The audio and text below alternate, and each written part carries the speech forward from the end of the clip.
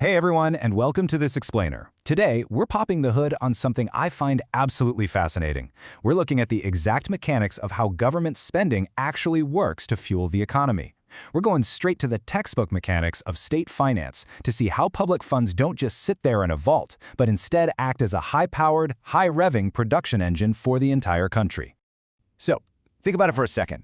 We hear it all the time, right? People talk about public spending like it's just this massive sunk cost, a heavy burden, or some sort of drain on resources. But what if we flip that perspective completely?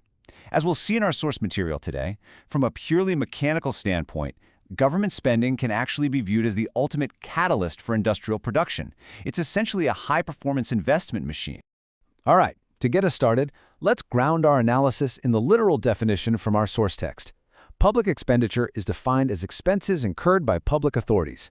That means the central government, state governments, or even local bodies. And what's really interesting here is the ultimate goal of those expenses. They're meant for maintaining the state, meeting collective needs, and actively promoting economic and social welfare. So we're talking about the whole shebang, everything from administration and law and order to defense, public transportation, and massive social overheads. Here's our analytical blueprint for today's explainer. We're breaking down the state's production engine into 4 distinct cylinders. First, igniting income and demand. Second, maximizing human efficiency. Third, cultivating vocational skills. And fourth, securing inputs and industries. First up, cylinder number 1, igniting income and demand, which is basically the spark of the economic engine. This perfectly illustrates the crazy cause and effect chain reaction that goes off when public funds hit the market. Step 1, the state spends on things like defense, administration, and development. Now, step 2, that money doesn't just vanish into thin air. It immediately creates a massive, direct demand for goods and services, which leads to step 3. Because of that new demand, the manufacturing firms and the folks producing those goods suddenly get a massive rush of income. And finally, step 4, this mathematically guarantees a surge in the purchasing power of the general public. A single government dollar actively generates private sector income. You know, it's not magic, it's just math. Moving right along to the second cylinder, maximizing human efficiency. If demand is the spark, this is absolutely the oil that keeps those gears turning smoothly. Consider the stark contrast between these two scenarios. On the one hand, a workforce that gets zero investment is naturally going to produce a lower output. It just is.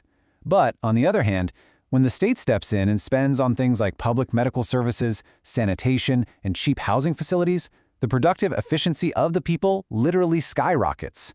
It's so crucial to understand this. In economic terms, public health and decent housing aren't just feel-good social initiatives. They are literal mechanical necessities for maximizing the daily labor output of the working class. Stable, healthy workers simply produce more, plain and simple. All right, cylinder number 3, cultivating vocational skills. Think of this as the ultimate engine upgrade for the entire economy. When the government pours public funds into education and training, they are actively building vocational human skills. They aren't just checking a box for reading and writing. This is a literal industrial upgrade. This funding directly translates into everyday citizens gaining the specialized physical and mental capabilities they need to perform complex tasks, to innovate, and ultimately to work way harder and smarter. Actually, there's a quote straight from the textbook that hits the nail on the head here. It says, "Education and training increases the ability of the people to work and thereby enables them to produce more." That firmly establishes a really important concept. Creating human skills through state funding is not some secondary nice-to-have benefit. It is a primary direct driver of a nation's total economic production capacity. And that brings us to the fourth and final cylinder, securing inputs in industries. This is the heavy machinery of the public finance engine. Let's break down exactly how the public sector steps into the physical supply chain to make things happen. Action 1. The state uses public expenditure to churn out essential raw materials. We're talking heavy hitters like steel and fertilizers. The result? It completely wipes out market shortages that would normally cripple private businesses, which guarantees smooth continuous production. Action 2. Developing basic capital goods.